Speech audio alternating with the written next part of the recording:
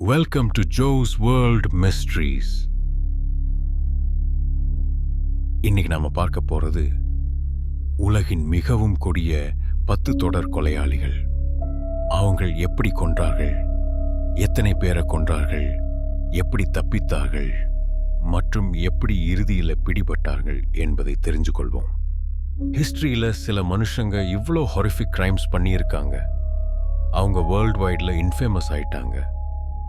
இன்னைக்கு நாம பார்க்க போறது ரெக்கார்டட் ஹிஸ்டரியில ரொம்ப ப்ரோலிஃபிக் சீரியல் கில்லர்ஸ் பத்தி. அவங்க ஆக்ஷன்ஸை க்ளோரிஃபை பண்றதுக்கு இல்லை, பட் அவங்க எப்படி ஆப்ரேட் பண்ணாங்கன்னு புரிஞ்சுக்கிட்டு முக்கியமா அவங்கள எப்படி ஜஸ்டிஸ்க்கு கொண்டு வந்தாங்கன்னு தெரிஞ்சுக்க. சவுத் அமெரிக்கால இருந்து யூரோப் வரைக்கும், ஏஷியால இருந்து நார்த் அமெரிக்கா வரைக்கும் இந்த கேசஸ் ஹியூமன் நேச்சரோட டார்க்கஸ்ட் ஆஸ்பெக்ட்ஸை காட்டுது. அதே டைம்ல அவங்கள ஸ்டாப் பண்ண இன்வெஸ்டிகேட்டர்ஸோட டயர்லெஸ் ஒர்க்கையும் காட்டுது. வாங்க ஆரம்பிக்கலாம். முதல்ல நம்ம பார்க்க போறது ஜான் வெயின் கேசி பத்தி. கொலைகாரன் கோமாளின்னு பிரசித்தமானவர். இவர் சிகாகோவில் 1972 1978 வரைக்கும் 33 இளைஞர்களையும் சிறுவர்களையும் கொலை செஞ்சிருக்காரு. கேசி ஒரு மரியாதைக்குரிய சமூக உறுப்பினராயிருந்தாரு.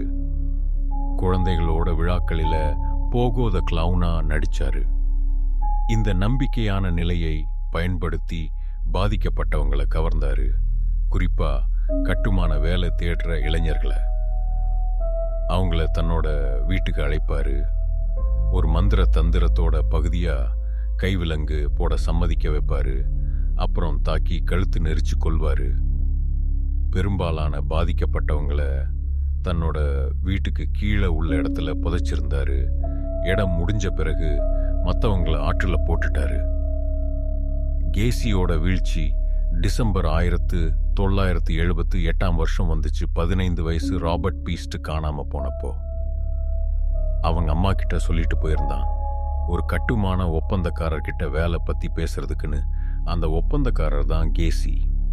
காவல்துறை கேசியோட வீட்டுக்கு சோதனை உத்தரவு எடுத்தாங்க. அந்த வாசனையே தாங்க முடியாததா இருந்துச்சு. புலனாய்வாளர்கள் கீழே உள்ள இடத்துல 26 உடல்களை கண்டுபிடிச்சாங்க. கேசி இறுதியில் 33 இளைஞர்களை கொன்னதா ஒப்புக்கிட்டாரு. 1994 ஊசி மூலம் மரண தண்டனை நிறைவேற்றப்பட்டது. ஆய்லின் வோர்னாஸ் அமெரிக்காவோட மிகவும் பிரசித்தமான பெண் தொடர் கொலைகாரர்களில் ஒருத்தரா ஆனாங்க. புளோரிடாவில் 1989 1990 வரைக்கும் 7 பேரை கொலை செஞ்சாங்க. வோர்னோஸ் புளோரிடா நெடுஞ்சாலைகளில் பணத்துக்காக வேலை பார்த்தாங்க. வாடிக்கையாளர்களை அழைப்பாங்க. அப்புறம் அவங்கள கொள்ளையடிச்சு துப்பாக்கியால சுடுவாங்க. எல்லா 7 கொலைகளையும் தற்காப்புன்னு சொன்னாங்க. அந்த ஆண்கள் தன்னை பாலியல் வன்கொடுமை செஞ்சாங்க அல்லது முயற்சி பண்ணாங்கன்னு சொன்னாங்க. ஆனா சாட்சியங்கள் இது திட்டமிட்ட கொள்ளைன்னு தெரிஞ்சுது. அவங்களோட வாகனங்களையும் தனிப்பட்ட பொருட்களையும் திருடுவாங்க. பொருட்களை அடகு கடைகள்ல விற்பனை பண்ணுவாங்க. வோர்னோஸோட தனித்துவமான முறையும் பாதிக்கப்பட்டவங்களோட மாதிரியும். நடுத்தர வயசு ஆண்கள் அவங்களோட வாகனங்கள்ல சுடப்பட்டது காவல்துறை கவனத்தை ஈர்த்துச்சு. முக்கிய முன்னேற்றம் வந்தது சாட்சிகள் ஓவியத்திலிருந்து அவங்கள அடையாளம் கண்டுபிடிச்சப்போ. காவல்துறை பாதிக்கப்பட்டவங்களோட பொருட்களை கண்டுபிடிச்சாங்க. அவங்க அடகு வச்ச இடத்துல கைரேகையும் அடையாள அட்டையும் விட்டுட்டு போயிருந்தாங்க. அவங்களோட தோழி டீரியா மூர் காவல்துறைக்கு ஒத்துழைச்சு தொலைபேசி உரையாடல்களை பதிவு பண்ணாங்க. அதுல வோர்னோஸ் நடைமுறையில ஒப்புக்கிட்டாங்க. ஜனவரி 1991 ஒரு பார்ல கைது செய்யப்பட்டாங்க. 2002 மரண தண்டனை நிறைவேற்றப்பட்டது. ஜெஃப்ரி டாமர் மில்வாக்கி நரமாமிசம்னு அழைக்கப்படுறவர். அமெரிக்க வரலாற்றிலேயே மிகவும் அதிர்ச்சியூட்டும் குற்றங்கள் செஞ்சிருக்காரு. 1978 1991 வரைக்கும் 17 ஆண்களையும் சிறுவர்களையும் கொலை செஞ்சிருக்காரு. டாமர் இளைஞர்களை குறிவச்சாரு. பெரும்பாலும் ஒதுக்கப்பட்ட சமூகங்கள்ல இருந்து மதுக்கடைகள், வணிக வளாகங்கள் அல்லது பேருந்து நிலையங்கள்ல சந்திப்பாரு. புகைப்படங்களுக்கு அல்லது மதுபானத்துக்கு பணம் தர்றேன்னு வாக்குறுதி அளிச்சு வீட்டுக்கு அழைப்பாரு. அங்க அவங்களுக்கு போதை மருந்து கொடுப்பாரு. அப்புறம் கழுத்து நெரிச்சு கொள்வாரு. டாமரோட குற்றங்கள் குறிப்பா பயங்கரமானது என்னன்னா, இறப்புக்கு பிறகு என்ன செஞ்சாரு? பாதிக்கப்பட்டவங்களை சிதைச்சாரு. உடல் பாகங்களை நினைவு பரிசா வச்சுக்கிட்டாரு. செயல்முறையை புகைப்படம் எடுத்தாரு. சில பாதிக்கப்பட்டவங்க உயிரோடு இருக்கப்போவே மூளை அறுவை சிகிச்சை முயற்சி பண்ணினாரு. நரமாமிசத்தையும் ஒத்துக்கிட்டாரு. பாதிக்கப்பட்டவங்களோட சில பாகங்களை சமைச்சு சாப்பிட்டிருக்காரு. ஜூலை 22, 1991 அன்னைக்கு ட்ரேசி எட்வர்ட்ஸ் டாமரோட வீட்டில் இருந்து தப்பினாரு. கைவிலங்கு தொங்கிட்டு இருந்துச்சு. அவர் காவல்துறையை கூப்பிட்டு வீட்டுக்கு கூட்டிட்டு போனாரு. அதிகாரிகள் என்ன கண்டாங்கன்னா, புரிதலுக்கு அப்பாற்பட்டது. சிதைக்கப்பட்ட உடல்களோட புகைப்படங்கள், குளிர்சாதன பெட்டியில் துண்டிக்கப்பட்ட தலைகள், உறைவிப்பான்ல முழு உடல் பாகம், மண்டை ஓடுகளை நினைவு பரிசா வச்சிருந்தாரு. அந்த வாசனையே தாங்க முடியாததா இருந்துச்சு. டாமர் உடனடியா எல்லா 17 கொலைகளுக்கும் ஒப்புக்கிட்டாரு. 15 தொடர்ச்சியான ஆயுள் தண்டனை கிடைச்சது. ஆனா 1994 ஒரு சக கைதி அவரை தாக்கி கொன்னுட்டாரு. டெட் பண்டி கவர்ச்சியானவர், படித்தவர், அழகானவராயிருந்தாரு. இந்த தன்மைகளை பயன்படுத்தி 1970களில் 7 மாநிலங்கள் முழுக்க குறைந்தது 30 இளம் பெண்களை கொலை செஞ்சிருக்காரு. பண்டி திட்டமிட்டு கையாளுவராயிருந்தாரு. அடிக்கடி போலி காயமோ கட்டுமரமோ அணிந்து உதவி தேவைப்படுறவரா காட்டிக்குவாரு. பெண்கள்டம் வாகனத்துக்கு பொருட்கள் எடுக்க உதவி கேட்பாரு. அவங்க நெருங்கி வந்ததும் இரும்பு கம்பியால தாக்குவாரு.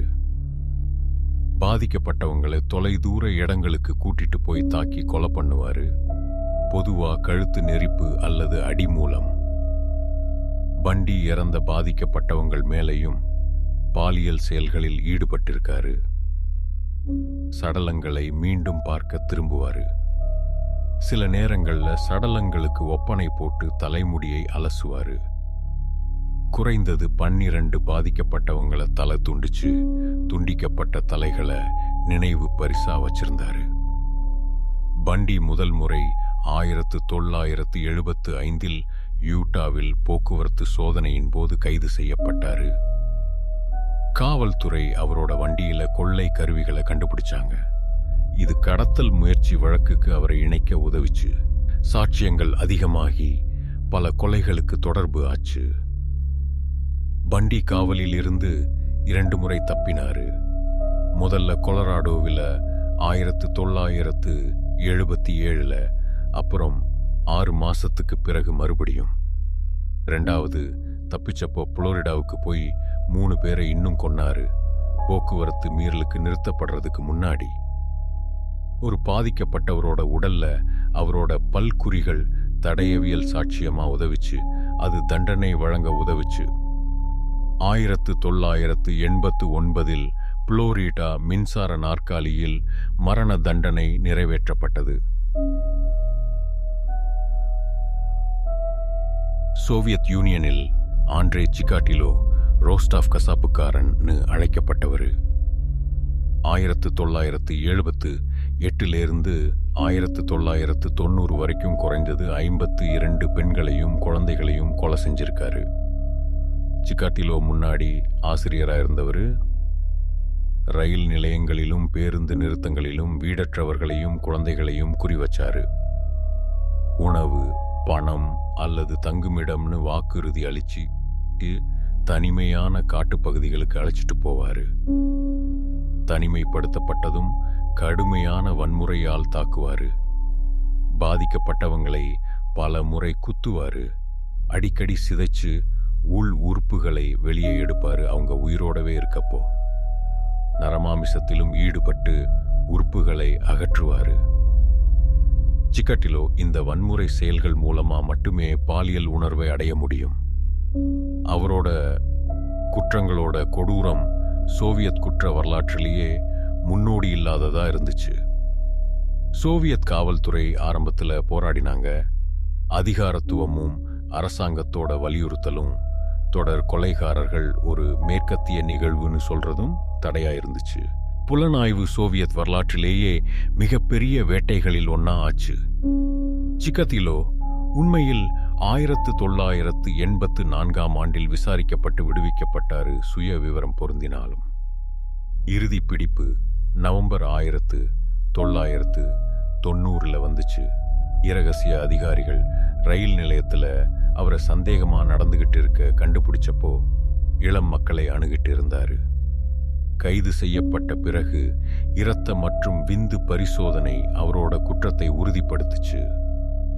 56 கொலைகளுக்கு ஒப்புக்கிட்டாரு. 52 உறுதிப்படுத்த முடிஞ்சது.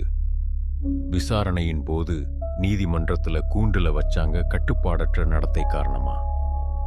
1994 ஒற்றை துப்பாக்கி சூடு மூலம் மரண தண்டனை நிறைவேற்றப்பட்டது. கேரி ரிட்ஜ்வே பசுமை 6 கொலைகாரன்னு அழைக்கப்படுறவர் சியாட்டல் பகுதியை கிட்டத்தட்ட 2 தசாப்தங்கள் பயமுறுத்தினாரு. 71 கொலைகளுக்கு ஒப்புக்கிட்டாரு. ஆனாலும் 49க்கு தண்டனை பெற்றாரு. ரிட்ஜ்வே பாதிப்படையக்கூடிய பெண்களை குறி வச்சாரு. முக்கியமா பசுமை நெடுஞ்சாலையில வேலை பார்க்குற பெண்களை லாரியில அழைச்சிட்டு போவாரு. உடல் உறவு வச்சுக்குவாரு.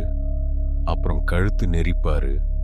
பொதுவா வெறும் கைகளாலவோ சில நேரங்கள்ல கயிறுகளாலவோ உடல்களை கூட்டங்களா பசுமை ஆறு சுற்றியும் மற்ற தொலைதூர காடு பகுதிகளிலும் கொட்டுவாரு. ரிட்ஜ்வே கவனமானவராயிருந்தாரு. அடிக்கடி கொட்டிய இடங்களுக்கு திரும்பி சடலங்களோட உடல் உறவு வச்சுக்குவாரு அழுகல் முடியும் வரைக்கும். உடல்களை நகர்த்துவாரு புலனாய்வாளர்களை குழப்பறதுக்கு. சில நேரங்கள்ல விமான நிலையங்கள் அருகிலோ தண்ணீர்லையோ வச்சு தடயவியல் சாட்சியங்களை அழிக்கிறதுக்கு. பசுமை 6 பணிக்குழு 1987 உருவாக்கப்பட்டது. ஆனா வழக்கு பல வருடங்களுக்கு குளிர்ந்து போச்சு. முன்னேற்றம் 2001 DNA தொழில்நுட்ப முன்னேற்றங்களால் வந்துச்சு. நுண்ணிய வண்ணப் பொருள் துகள்கள் ரிட்ஜ்வேயோட லாரி வண்ணப்பூச்சு வேலையில இருந்து பாதிக்கப்பட்டவங்க மேல கண்டுபிடிச்சாங்க. DNA விந்து மாதிரிகள்ல இருந்து ரிட்ஜ்வேக்கு பொருந்துச்சு.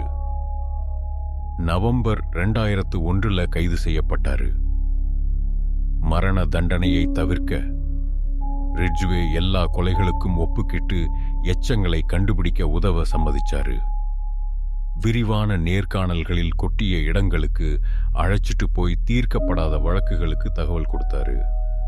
இப்போ 49 ஆயுள் தண்டனைகளை நிறைவேற்றிக்கிட்டு இருக்காரு. சாமுவேல் லிட்டில் அமெரிக்க வரலாற்றிலேயே மிக தொடர்ச்சியான தொடர் கொலைகாரர்களில் ஒருவராக கருதப்படுகிறார். 1970 2005 வரைக்கும் 93 கொலைகளுக்கு ஒப்புக்கொண்டிருக்கிறார். லிட்டில் ஒரு அலைந்து திரிபவராக டிரான்சியன்ட் அமெரிக்கா முழுவதும் தொடர்ந்து பயணம் செய்வார். விளிம்பு நிலை பெண்களை குறிவைப்பார். பாலியல் தொழிலாளிகள், போதை மருந்து அடிமைகள், தெருக்களில் வாழ்பவர்கள். அவருடைய முறை நிலையானதாக கன்சிஸ்டன்ட் இருந்தது. பாதிக்கப்பட்டவர்களின் நம்பிக்கையை பெறுவார். சில சமயங்களில் பார்கள் அல்லது தெருவில் சந்திப்பார், அப்புறம் தாக்குவார். விரும்பிய முறை கழுத்தை நெரித்தல். குத்திக் மயக்கமடையச் செய்வார், அப்புறம் கையால் கழுத்தை நெரிப்பார். லிட்டில் பெண்கள் உணர்வை இழப்பதை பார்ப்பதிலிருந்து பாலியல் திருப்தியை அடைவார் என்று விவரித்தார். சடலங்களை தனிமையான பகுதிகள், சந்துகள் அல்லது குப்பை கொள்கலன்களில் டம்பஸ்டர்கள் வீசுவார். அவருடைய பாதிக்கப்பட்டவர்கள் பெரும்பாலும் அடையாளம் காணப்படாதவர்களாக இருந்ததும், இறப்புகள் போதை மருந்து அதிகமாக பயன்படுத்துதல் அல்லது விபத்துகள் என்று காரணம் கூறப்பட்டதும் லிட்டில் பல தசாப்தங்களாக பிடிபடுவதை தவிர்க்க உதவியது. லிட்டிலுக்கு வாழ்க்கை முழுவதும் பல கைதுகள் இருந்தன, ஆனால் கொலைகளுடன் இணைக்கப்படவில்லை. இறுதி கைது 2012 கெண்டக்கி வீடற்றோர் தங்குமிடத்தில் போதைப்பொருள் குற்றத்திற்காக வந்தது. 3 கலிபோர்னியா தீர்க்கப்படாத வழக்குகளிலிருந்து கோல்ட் கேசஸ் DNA ஆதாரம் அவருக்கு பொருந்தியது. 2014 3 கொலைகளுக்கு தண்டனைக்கு கன்விக்ஷன் வழிவகுத்தது. 2018 பல ஆயுள் தண்டனைகளை அனுபவித்த போது லிட்டில் FBI ஆய்வாளர்களிடம் ஒப்புக்கொள்ளத் தொடங்கினார். அவருடைய பாதிக்கப்பட்டவர்களின் விரிவான வரைபடங்களை வழங்கினார். நாடு முழுவதும் நடந்த கொலைகளை பற்றி சிறப்பான தகவல்களை கொடுத்தார். FBI அவருடைய ஒப்புதல்களில் நிறையவற்றை சரிபார்க்க முடிந்தது.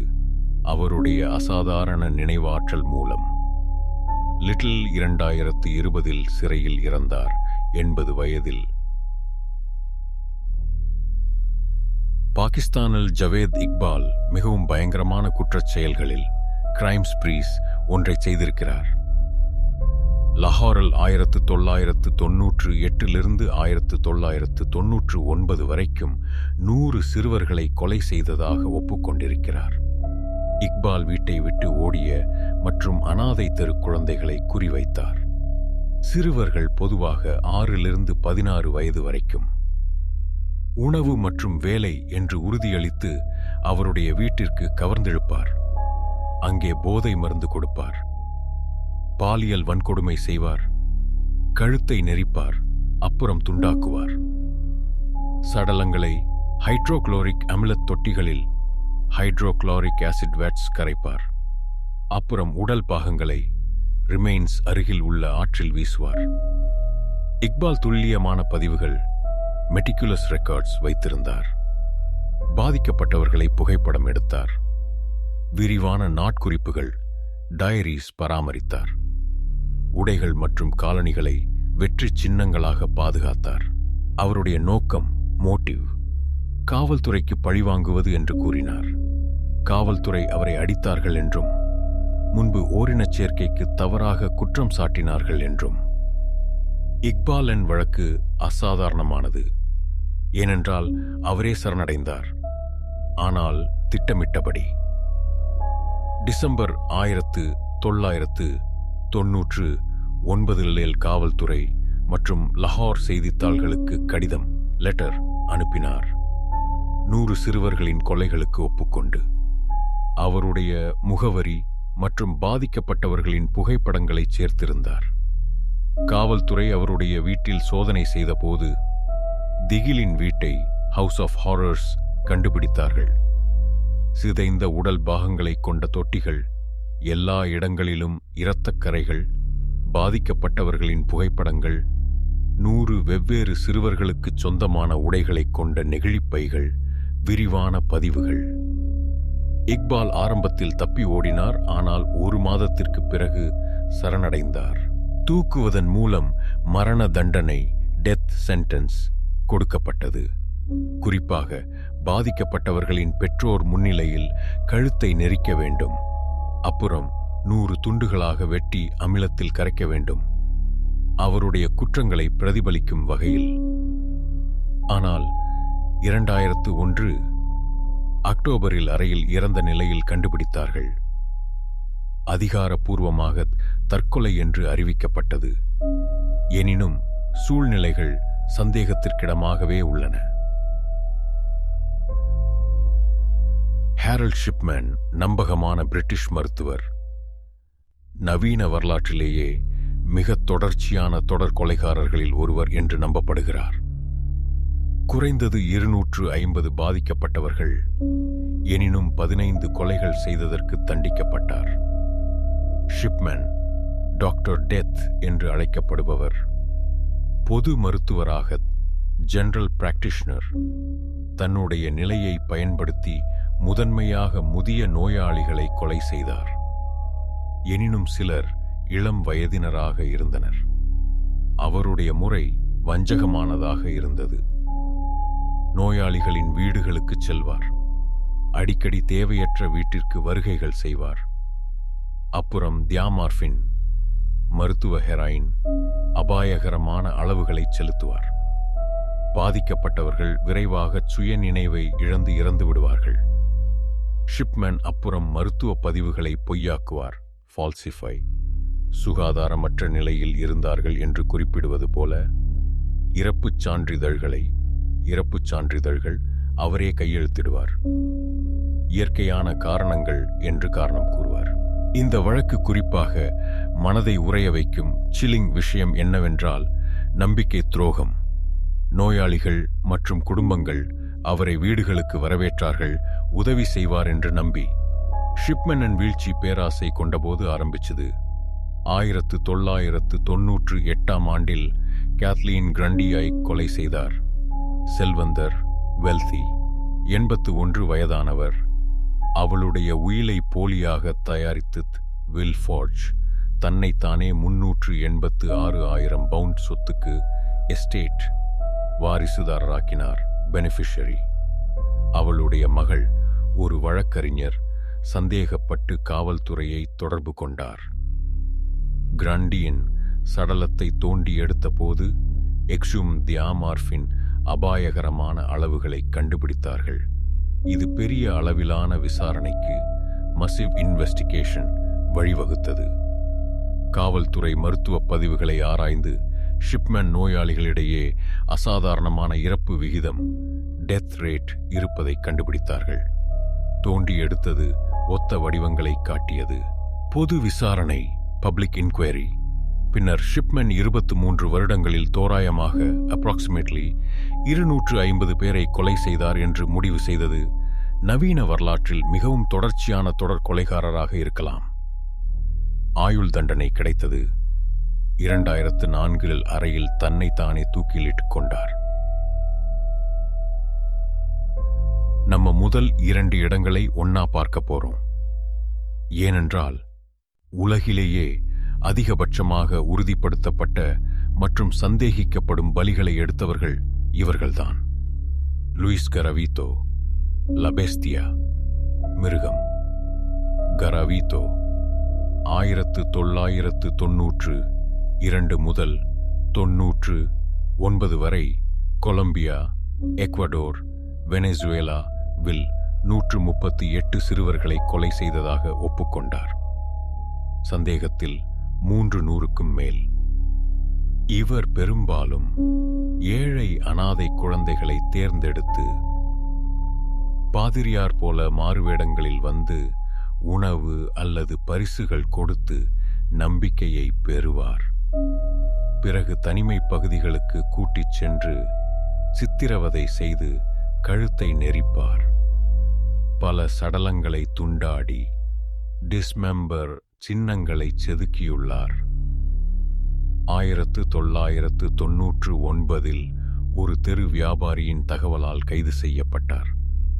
விசாரணையில் 138 கொலைகளை ஒப்புக்கொண்டு 150க்கு மேல் புதைக்கும் இடங்களை காட்டினார். கொலம்பிய சட்டப்படி அதிகபட்சமே 30 ஆண்டுகள் தண்டனைதான் அவருக்கு கிடைத்தது. அதுவும் ஒத்துழைப்புக்காக குறைக்கப்பட்டது. அதிர்ச்சியாக 2023இல் இவர் விடுதலைக்கு தகுதியானவரானார். இதற்கு பொதுமக்கள் கடும் எதிர்ப்பு தெரிவித்து வருகின்றனர். Pedro Alonso Lopez, monster of the Andes, Andes மலைத்தொடரின் அசுரன். 1970களில் பெரு, கொலம்பியா, எக்வடோரில் 300க்கும் மேல் இளம் பெண்களை 8 முதல் 12 வரை வயது கொலை செய்ததாக கூறினார். இவர் ஏழை பழங்குடி குழந்தைகளையே குறிவைத்தார். நட்பான அந்நியராக நடித்து கவர்ந்திழுத்து தனிமை பகுதிகளில் வைத்து பாலியல் வன்கொடுமை செய்து கழுத்தை நெரிப்பார். கொலை மூலம் மட்டுமே பாலியல் திருப்தியை அடைய முடியும் என்று கூறினார். 1180இல் எக்வடோரில் கடத்தல் முயற்சி தோல்வியடைந்த போது கைது செய்யப்பட்டார். வெள்ளப்பெருக்கில் பல இளம் பெண்களின் கல்லறைகள் கண்டெடுக்கப்பட்ட பின் இவர் ஒப்புக்கொண்டார்.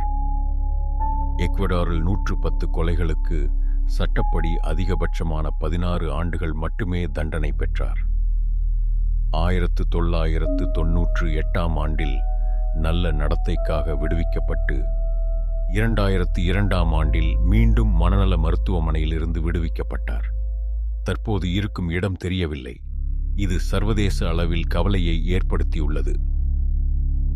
இந்த வழக்குகள் குற்றவியல் வரலாற்றிலேயே மிக இருண்ட அத்தியாயங்களில் சிலவற்றை குறிக்கிறது. இந்த தனிநபர்கள் எப்படி செயல்பட்டார்கள் மற்றும் எப்படி பிடிபட்டார்கள் என்று புரிந்து கொள்வது முக்கியம்தான். விசாரணை நுட்பங்களை மேம்படுத்தவும் எதிர்கால பாதிக்கப்பட்டவர்களை பாதுகாக்கவும். ஆனால் நாம் ஒருபோதும் மறக்கக்கூடாது, ஒவ்வொரு எண்ணின் பின்னாலும் ஒரு உண்மையான நபர் இருக்கிறார். யாருடையதோ குழந்தை, யாருடையதோ அன்புக்குரியவர், யாருடையதோ வாழ்க்கை திருடப்பட்டது. இந்த கொலைகாரர்களை நீதிக்கு கொண்டு வந்த புலனாய்வாளர்கள், தடயவியல் விஞ்ஞானிகள், சட்ட அமலாக்க பிரிவினரின் உழைப்பு அங்கீகாரத்திற்கு தகுதியானது. இந்த குற்றவியல் வழக்குகளில் நிறைய விடாமுயற்சி மூலம் தீர்க்கப்பட்டன. DNA தொழில்நுட்பம் போன்ற தடயவியல் அறிவியலில் முன்னேற்றங்கள் மூலம் தப்பிப் பிழைத்தவர்கள் மற்றும் சாட்சிகளின் துணிச்சல் மூலம் முன் வந்ததாலும். வீடியோ பிடித்திருந்தால் லைக் பண்ணுங்க, சப்ஸ்கிரைப் பண்ணுங்க. பார்த்ததற்கு நன்றி.